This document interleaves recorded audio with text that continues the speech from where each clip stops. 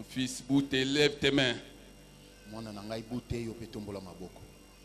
Regardez ici. Regardez ici.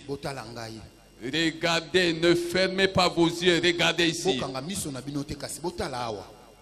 La puissance de Dieu vous touche.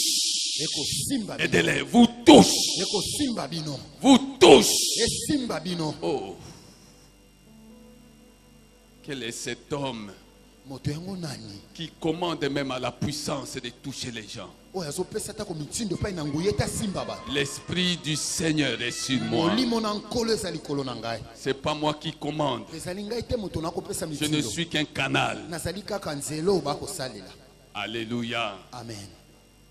Entre le canal et la source, lequel de deux est plus important? Entre le canal et la source, lequel des deux est plus important? C'est la source. C'est la source. Et la source est ici. La source est ici. La source est ici. Alléluia. Nous pouvons nous asseoir. Oh. Que le Seigneur nous aide.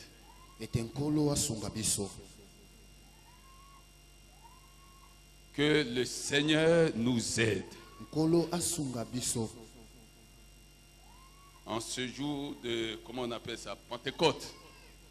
C'est comme ça qu'on appelle la journée d'aujourd'hui. Alléluia. Amen. Généralement, ce sont les catholiques qui connaissent les fêtes de l'Éternel. Même s'il y a des mélanges, mais eux ils connaissent les fêtes. Alléluia. Amen. Oh. Je voudrais dire quelque chose. Si seulement j'y parviens,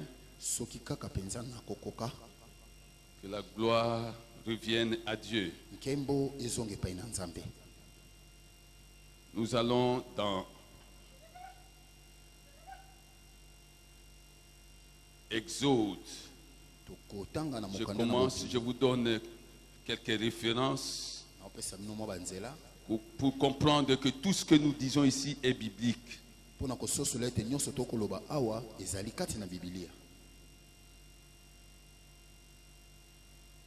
Exode 19, verset 11.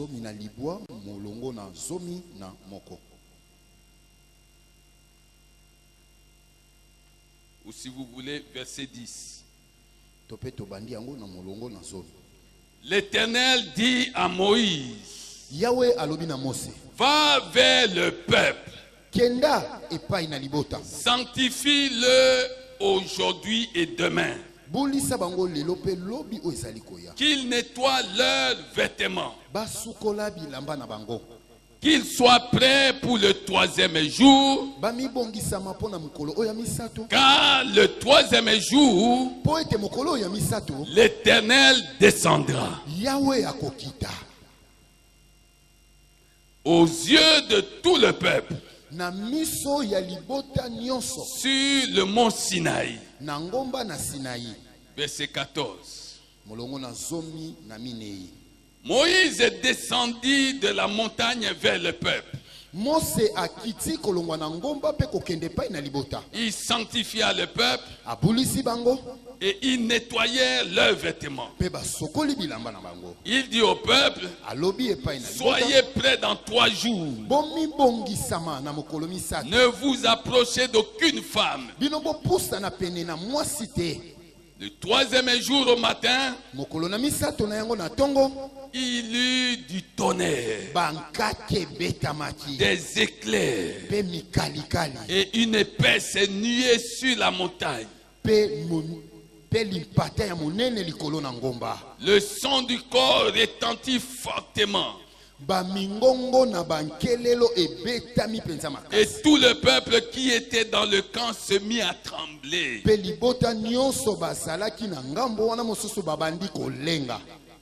Verset 18. Le mont Sinaï était tout enfumé. Parce que l'Éternel y était. Le mont Sinaï était tout enfumé. Pourquoi? Parce que l'Éternel y était.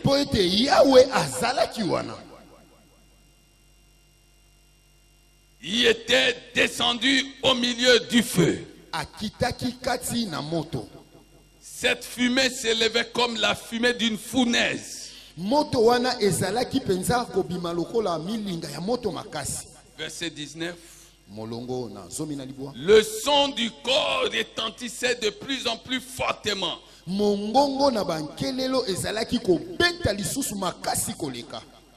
Moïse parlait. Moïse parlait. Et Dieu lui répondait à haute voix. Verset 21.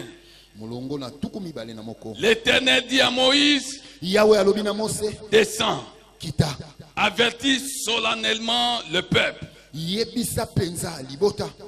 de peur qu'il ne se précipite vers l'Éternel pour regarder, et qu'il n'en tombe un grand nombre. Et qu'il n'en tombe un grand nombre. Verset 22. Que les sacrificateurs eux-mêmes qui s'approchent de l'Éternel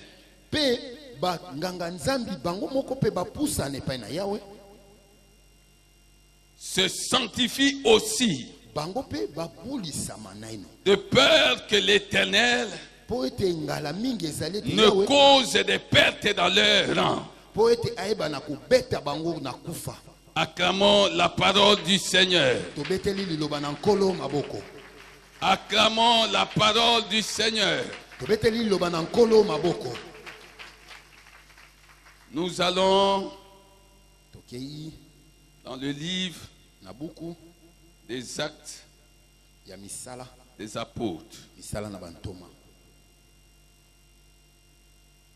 Il reste que dans les jours à venir qu'on assiste aux actes des membres de CCFAP.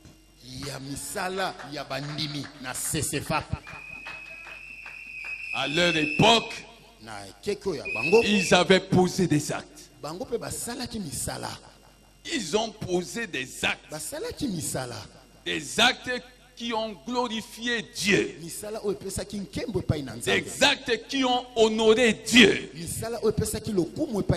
Chaque fois que tu lis ce livre-là, sache que c'est une interpellation que le Seigneur te fait. En tant que chrétien, quels sont tes actes en faveur de Dieu? Quels sont tes actes dans le royaume de Dieu? Maintenant, nous lisons les actes des apôtres. L'Esprit de Dieu est venu sur eux.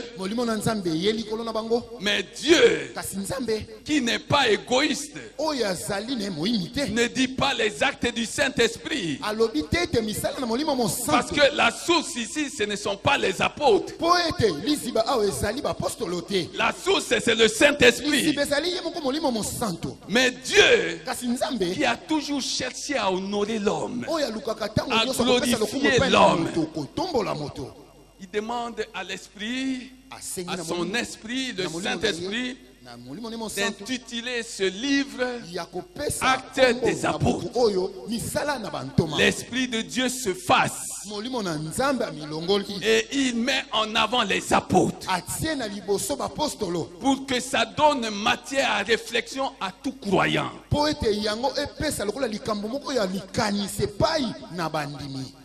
Alléluia. Amen.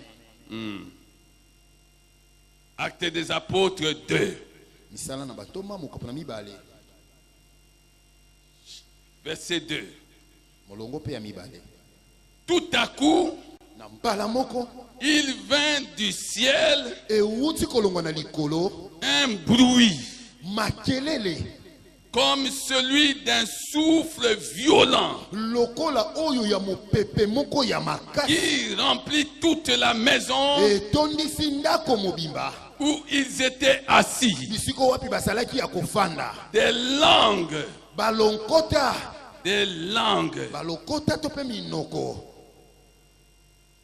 qui semblaient de feu et qui se séparaient les unes des autres leur apparut. Elles se posèrent sur chacun d'eux. Ils furent tous remplis d'Esprit Saint et se mirent à parler en d'autres langues selon que l'Esprit leur donnait de s'exprimer.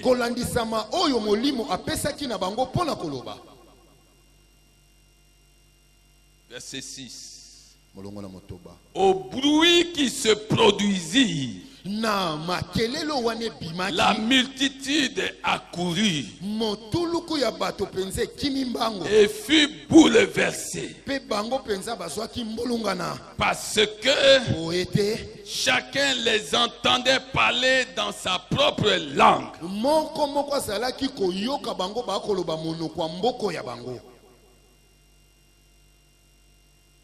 Verset 11. Nous les entendons parler dans nos langues des merveilles de Dieu. Verset 13. Mais d'autres se moquaient et disaient,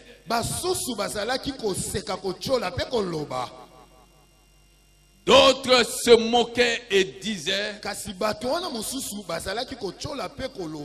ils sont pleins de vin doux. Ils sont pleins de vin doux. Je voudrais parler de quelque chose aujourd'hui.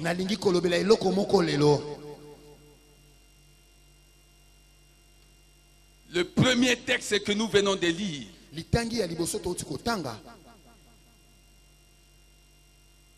le premier texte que nous venons de lire, où nous avons vu le ciel ouvert. La Bible dit il y avait du tonnerre. Le feu est descendu du ciel. La montagne était couverte de la nuée. Les gens ont entendu des sons, des bruits. Et à l'époque des apôtres, alors que Jésus a été crucifié, il est mort, il a été enterré, il est ressuscité, il est monté au ciel. Et ils sont restés dans la chambre haute priant. C'était couvert comme ici. Mais ça n'a pas empêché le ciel de s'ouvrir. Ils ont entendu les mêmes bruits, les mêmes sons. Ils ont vu le même feu que nous venons de voir dans Exode 19. Ils ont assisté presque aux mêmes choses. Et c'était la Pentecôte. Une des fêtes de l'Éternel.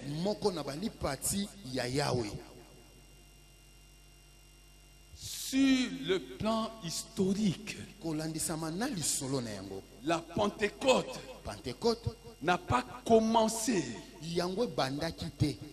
avec les apôtres.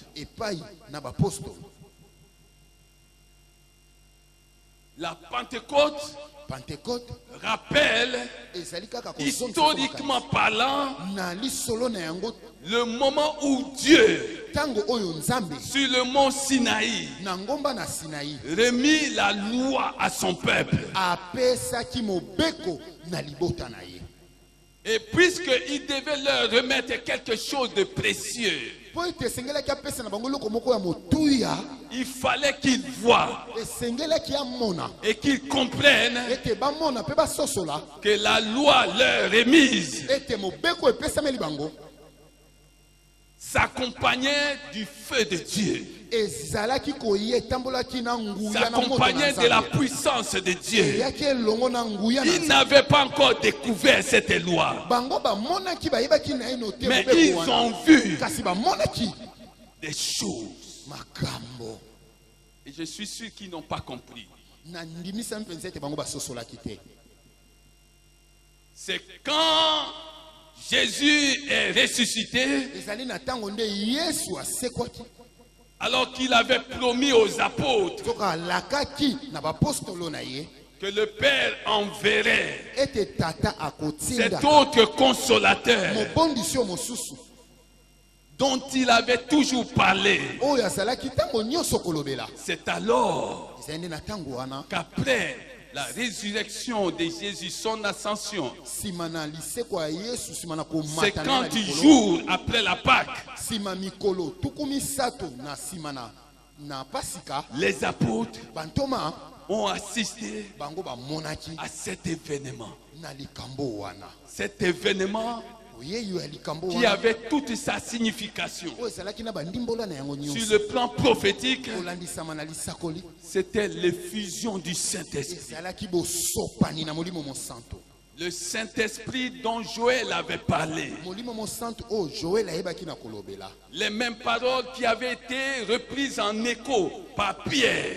Que le Saint-Esprit viendrait, qui descendrait, qui serait accordé à toute chair. Ce jour-là, il est descendu.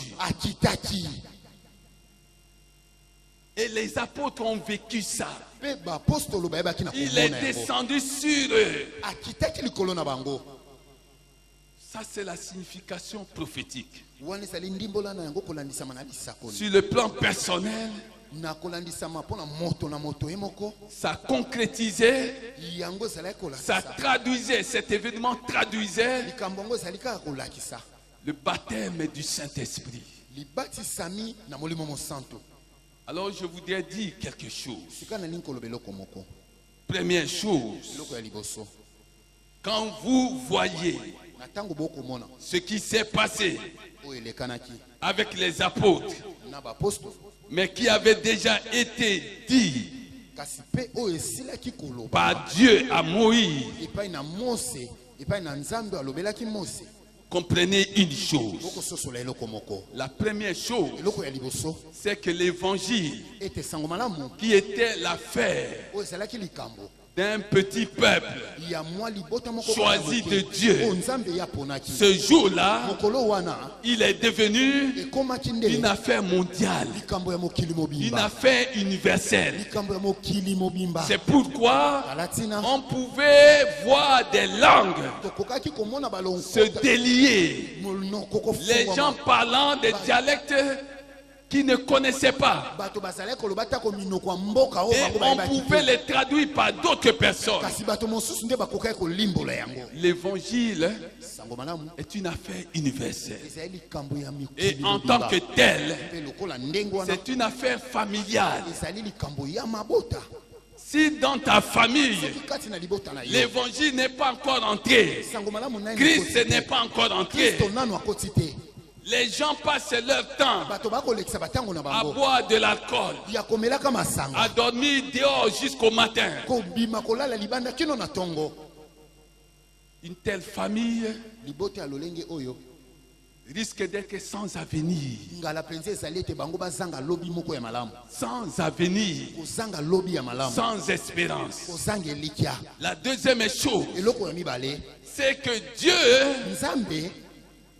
s'est manifesté à travers des sons audibles, visibles. Cela veut dire qu'il voulait non seulement montrer à son peuple qu'il est le Dieu dévorant, un feu dévorant, mais il voulait que son peuple devienne un peuple de feu, un peuple toute flamme, un peuple puissant. Dieu était en train de transmettre sa puissance à un peuple faible. Parce que quand Jésus est monté au ciel, ceux qui sont restés étaient découragés. Ils étaient devenus faibles. Un peuple apeuré. Mais quand l'Esprit est venu sur eux, ils ont reçu des dons, je voudrais dire la puissance qu'ils n'avaient pas auparavant. C'est pourquoi dans Exode, Dieu a demandé des choses à Moïse. Il dit, va dire à ton peuple, premièrement, de se sanctifier. Il dit à Moïse que ton peuple se sanctifie. Deuxième chose, que tout croyant descende vers les siens.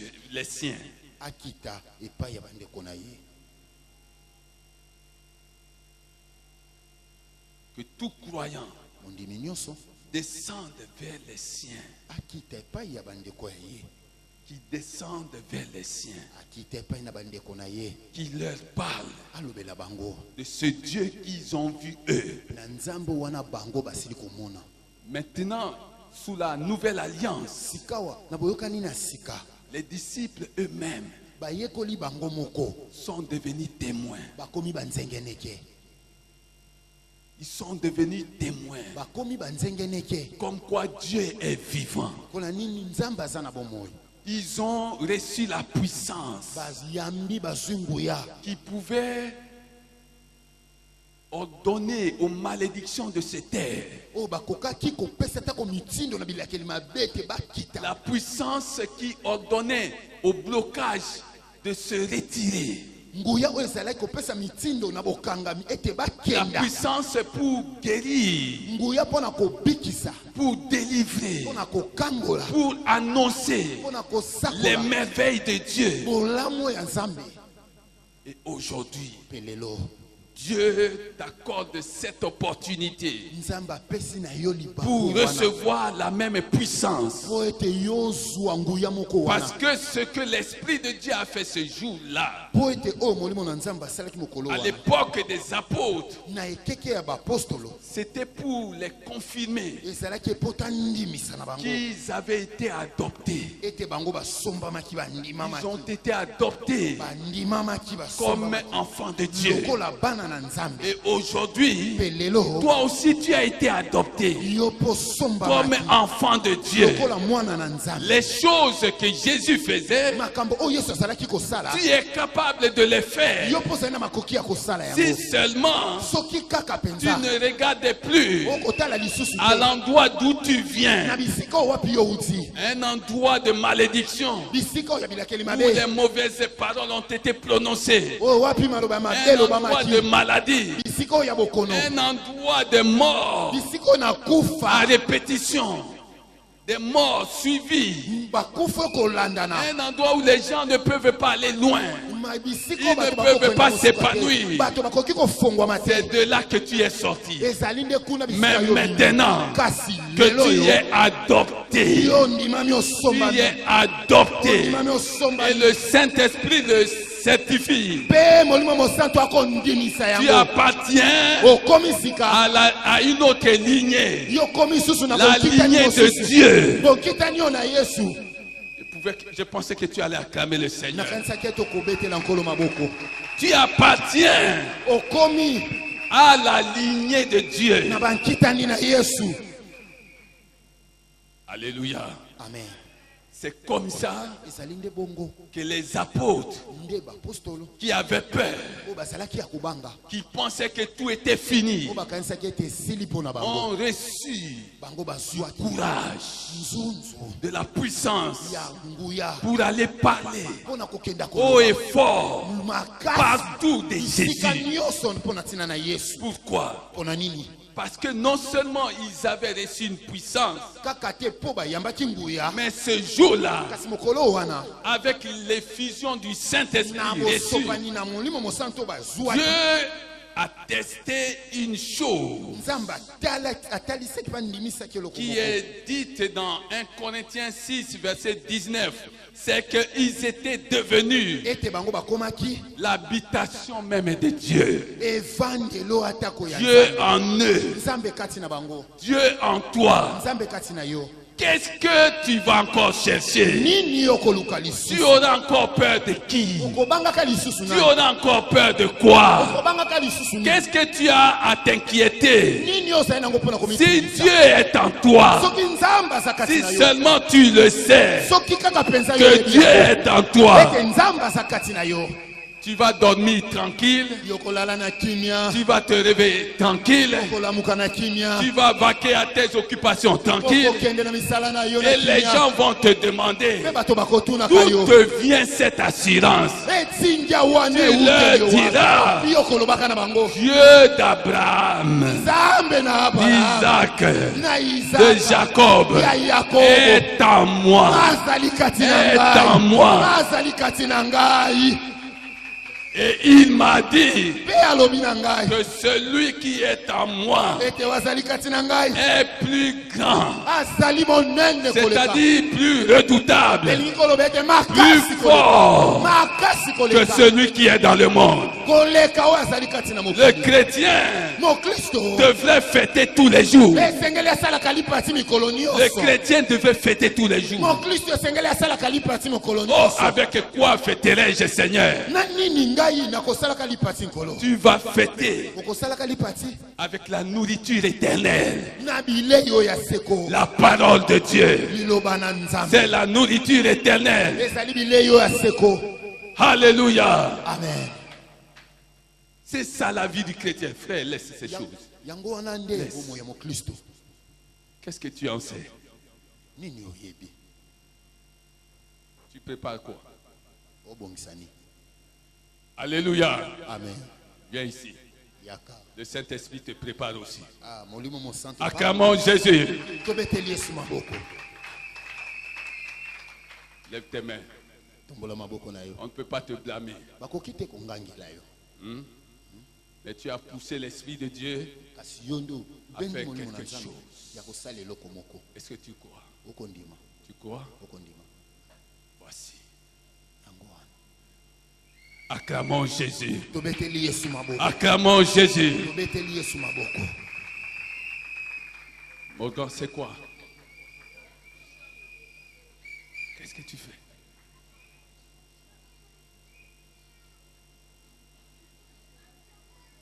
Tu fais quoi?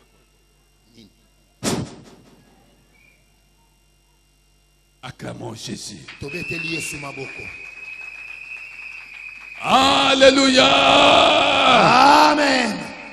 Amen, amen, amen, amen. Amen. Amen. Amen. La Bible dit, bien-aimé, dans Éphésiens 2, verset 12, la Bible dit